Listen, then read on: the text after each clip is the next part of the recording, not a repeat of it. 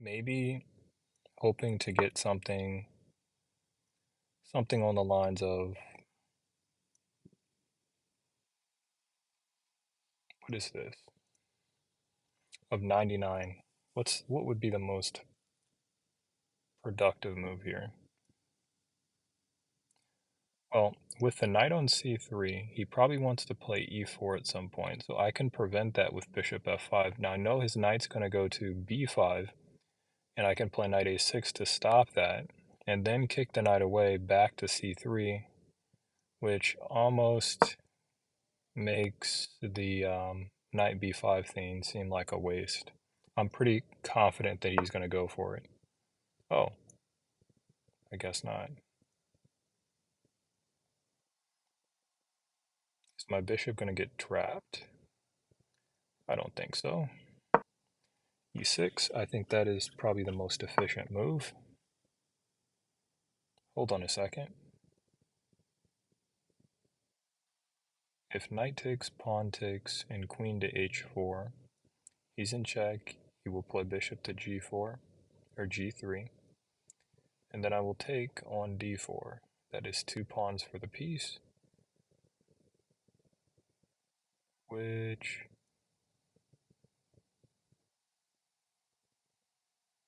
is insufficient.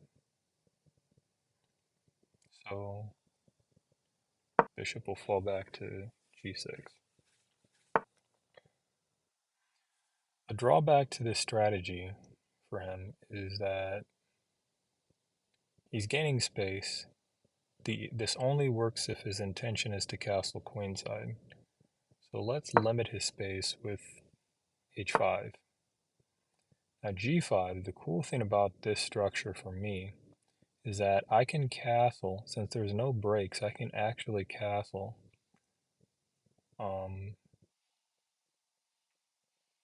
kingside even if he castles queenside. I was looking at bishop to d6 here. There is no checkmate. Therefore, it would be a blunder. Knight to d7 or knight to g8. I think I would go g8 because I want to swing the knight around to e7 and then f5 to claim that useful outpost. And d7, I want to play bishop to d6 to follow up.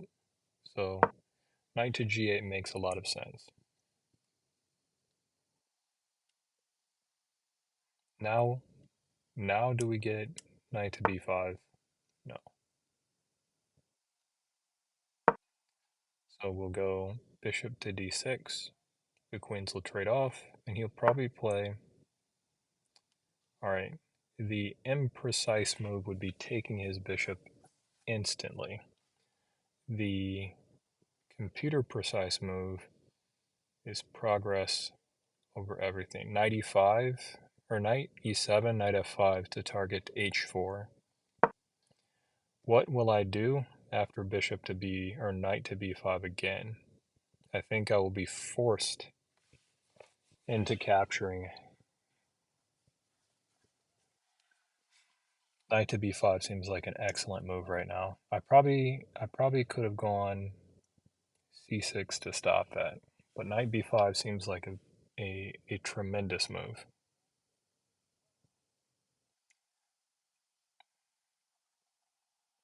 Knight b5, if I play knight f5, he's going to take, and then he'll drop his... No, he can't drop his bishop back. He'll have to play knight to f2.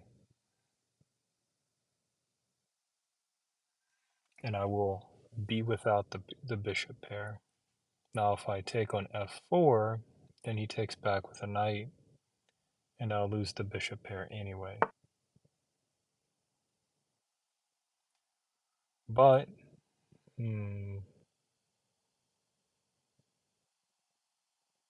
yeah.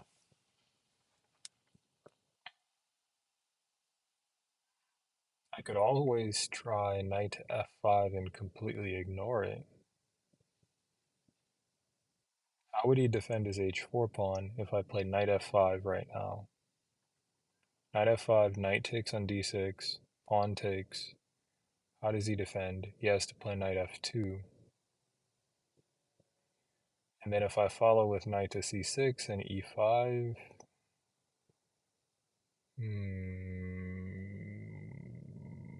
problems.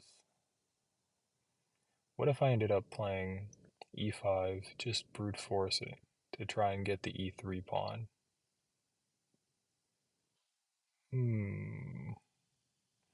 Or I can trade. Ah, this sucks. Alright. Best course, best plan is to take the bishop. The knight's going to take back. We can drive this knight away. C6 knight away with A6 or C6.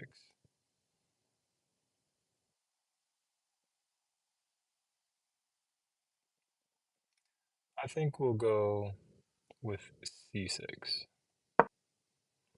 Is that a precise move?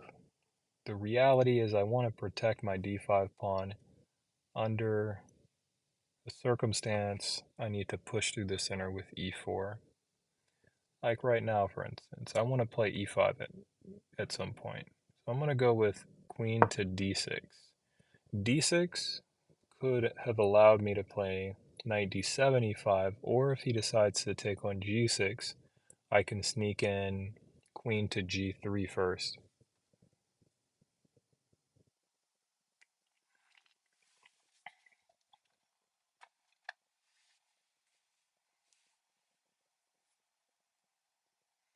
Who would have thought that my opponent at 1658 would put up serious,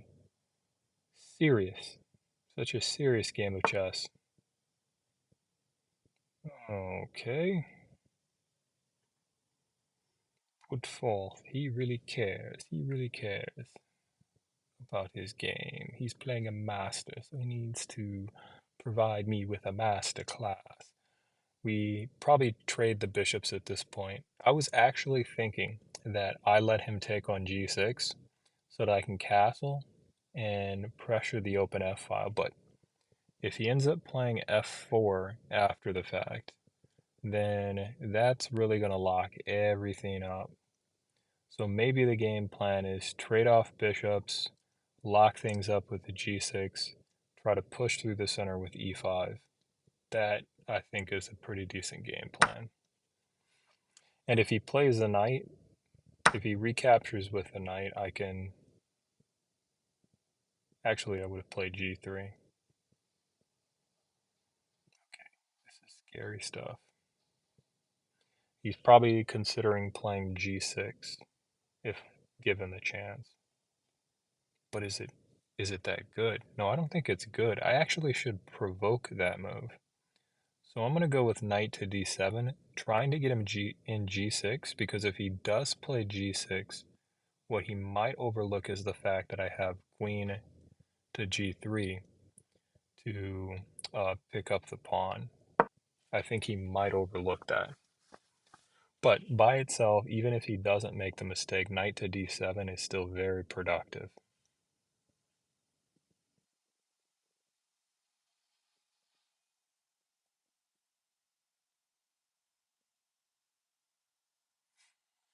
The unfortunate part about this is that I'm extremely low on time, having to explain my thought process. Kind of inefficient. I should just think about these things that I'm trying to do, not explain them.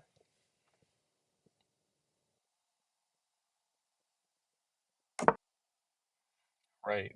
He's on his A game. Now that I do not have, I actually could still just hold off G6.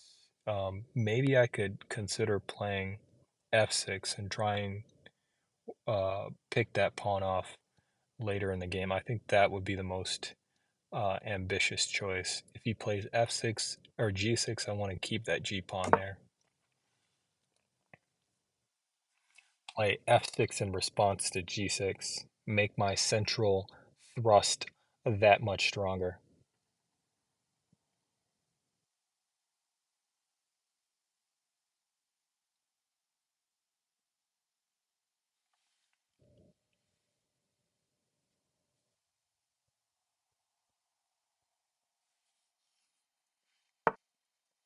King to b1, I don't get that. I don't get that. That was unnecessary. What's he trying to do? He wants me to play e5 so he can try and get me to light that center up for him. I'm losing my patience. I'm losing my patience. I'm going to go with the g6. Let's stop hoping for something that's probably never going to happen.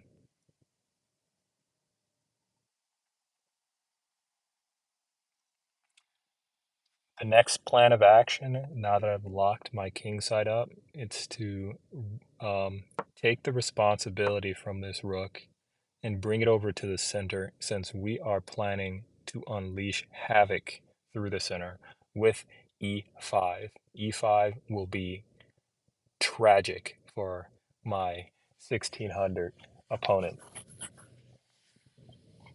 Tragic. E5 trades, and that knight will be headed to the c4 outpost. And my queen will be headed to the b4 square. And my queen will deliver checkmate on b2. That is the modus operandi. Let's go. Wait, can I do that? No. What's changed? I don't think anything's changed. We have to we have to increase the pace. I know he probably will go for that exchange. Probably place his queen on d4 to target b2, just or a7, just to keep me alert.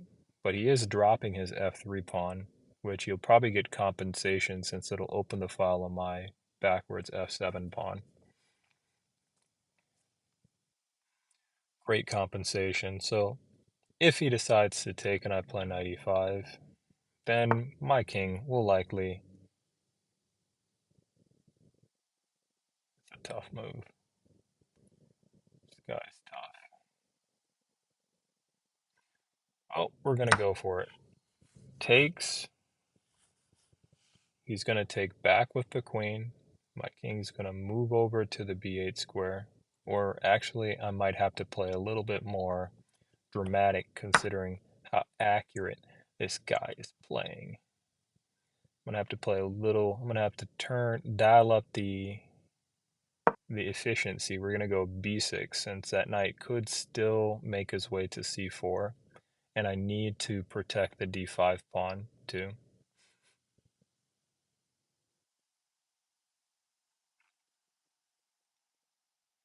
Very active from my opponent. Very accurate. He's gonna take on d5, expected, or not, or not. If he chooses not to, I think he could go queen to g7 to a target f7. That is a likelihood. And I probably might consider rook f7 or queen to e6. No, e6 would be a mistake because of knight to f4. But I need it to protect that f7 pawn. Can I protect it tactically with rook d7? Probably not. Might he not even go for g7? Might he go for pawn to e5? Keep my center strong. Maybe he goes for that. Hmm. Oh, he takes. He takes. Relieves the burden. Stops the bleeding. We're gonna take back with the weakest knight. The weakest link. I imagine he takes. I imagine he takes. Because obviously his thought process might be, no way he's going to trade queens, and if he doesn't trade queens and he takes back with a knight, then I can either win the a7 pawn, or I can even attack the pin with with pawn to c4. So I really have no recourse.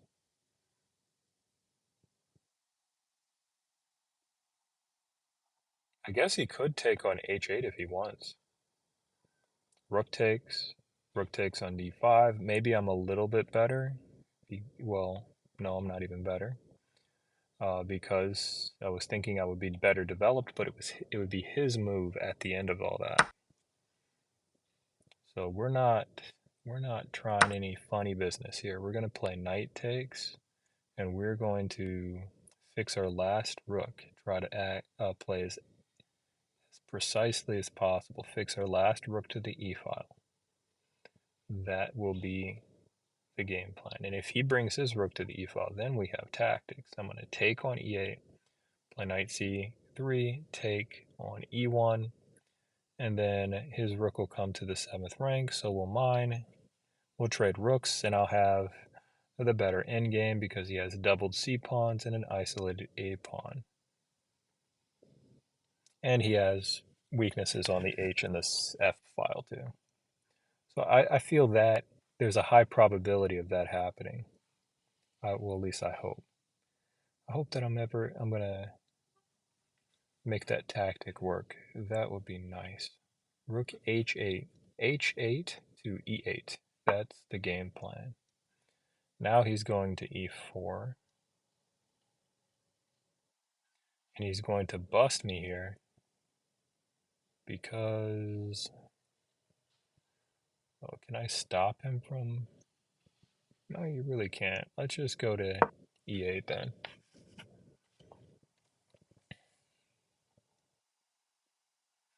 I know he's going to go to e4. Okay, okay. Let's take the king. We're going to move it up to c7 just in case we do have tactics.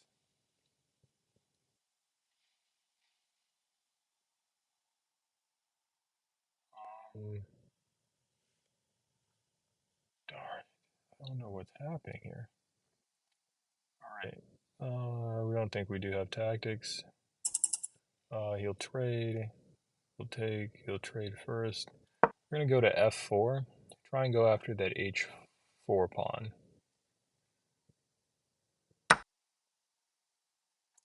And he's blundered tremendously. We're gonna see that whole rook to c7 thing actually worked out for me. I think he resigns at this point.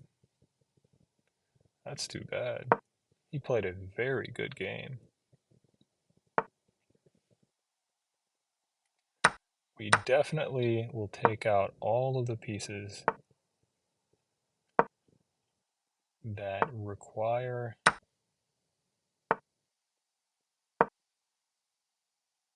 gonna push the f6. That is a known, and now he can only push pawns. That's gonna be a funny one. He really can only push pawns.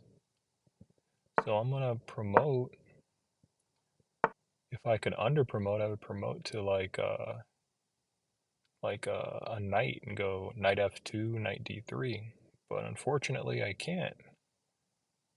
Oh, I can. That's cool.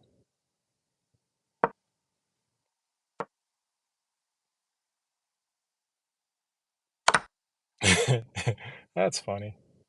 I actually can do that.